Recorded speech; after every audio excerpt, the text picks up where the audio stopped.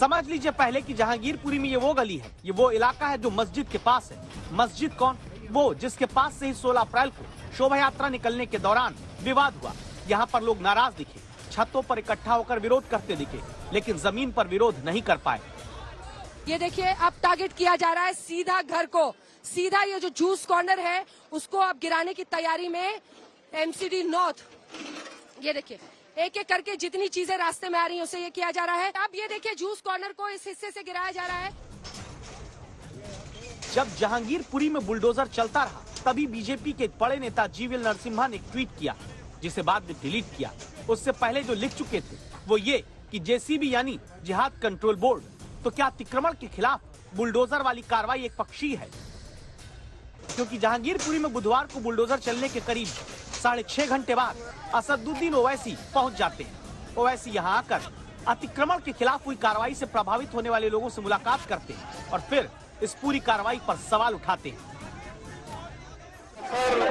जुल्म है, vigilante justice की मिसाल है जी।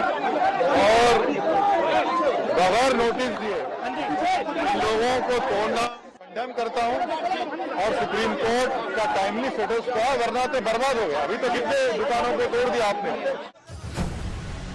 ओवैसी 2 आरोप लगाते हैं, पहला कि एक तरफा कार्रवाई हुई और दूसरा आरोप ओवैसी का ये कि बिना नोटिस दिए बुलडोजर चलाया गया। जवाब बुलडोजर की कार्रवाई में ही सुनिएगा। गुप्ता जी, जूस कॉर्नर भी अवैध रूप से बनाया हुआ मानकर एमसीडी उन पर कार्रवाई इस वक्त कर रही है। ये तस्वीरें आप आज तक पर देख रहे हैं। न सिर्फ नीचे दुकान है बल्कि ऊपर भी आप देखिए 2 मंजिला है। ये आप देख रहे हैं लिंटर का एक कंक्रीट स्ट्रक्चर जिसे पूरी तरह से गिराती हुई एमसीडी के अधिकारी यहाँ पर दिखाई दे रहे हैं। क्रेन का इस्तेमाल किया जा रहा है, और क्रेन के इस्तेमाल से लिंटर को पूरी तरह से ढा दिया गया है। यानी कार्रवाई सिर्फ मुस्लिम पक्ष के नागरिकों के अवैध कब्जे पर ही नहीं हुई, बल्कि बुलडोजर हिंदू नागरिकों के अतिक्रमण पर भी जहांगीरपुरी में चला है। तब ये दूसरा आरोप भी सुनना जरूरी है, जो रईमा की कहानी को ही फिर से देखकर सुनना होगा, जिनके पास आज तक संवाददाता पहुंचती हैं। तो एमसीडी के मुताबिक अवैध रूप से सरकारी हिस्से पर कब्जा करके दुकान चलाने पर हुई कार्रवाई के बाद बिलखती रईमा का संभलना मुश्किल है।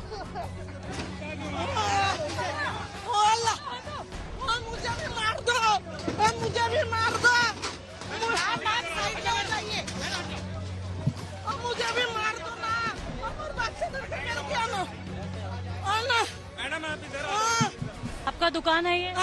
आपका दुकान है? कितने सालों से तो देखिए लोग यहाँ पर काफी परेशान हैं क्योंकि उनको जानकारी नहीं दी गई थी कि किस तरह से उनका जो दुकान है वो तोड़ दिया गया है। कोई नोटिस नहीं, कुछ नहीं, कुछ नहीं बोला। ये यहाँ पे 30 साल से हूँ मैं। नोटिस वगैरह दिया? कुछ भी नहीं दिया हमें, कुछ भी नहीं। यहाँ तो पाइप चक्कर लगे थे। आपको पता चला था कि यहाँ पर पहले कार्रवाई के लिए आने वाले हैं, क्रेन लेकर आ रहे हैं, बुलडोजर भी नहीं, कुछ भी नहीं बताया। तो हमें एक बार सुबह बोल देते ना, मैं सारा सामान हटा लेती। अब यही सवाल सीधे आज तक ने उत्तरी दिल्ली के मेयर राजा इकबाल सिंह से किया कि क्या बिना नोटिस दिए यहाँ कार्रवाई हो रही है। आपने नोटिस दिया है, पहले क्या किया है, कैसे आप एंक्रोचमेंट्स गिरा रहे हैं? देखो जो गवर्नमेंट लैंड है क्योंकि गवर्नमेंट लैंड का मतलब वो हमारी अपनी लैंड है, तो अगर हमारी लैंड के ऊपर कोई इंक्रोच करेगा उसके लिए हमने कोई ऐसा प्रोविजन नहीं है कि उनको हमें नोटिस देना पड़े। मगर ऐसा है कि हमने इनको कई बार पहले भी चेतावनी दी है कि इसको साफ किया जाए और कई बार हमने एक्शन भी किया। ऐसा ही एक्शन उस मस्जिद के दरवाजे और बाहर अवैध रूप से अतिक्रमण करके चल रही दुकानों पर भी लिया गया, जहां से हिंसा दोनों पक्षों में भड़की है।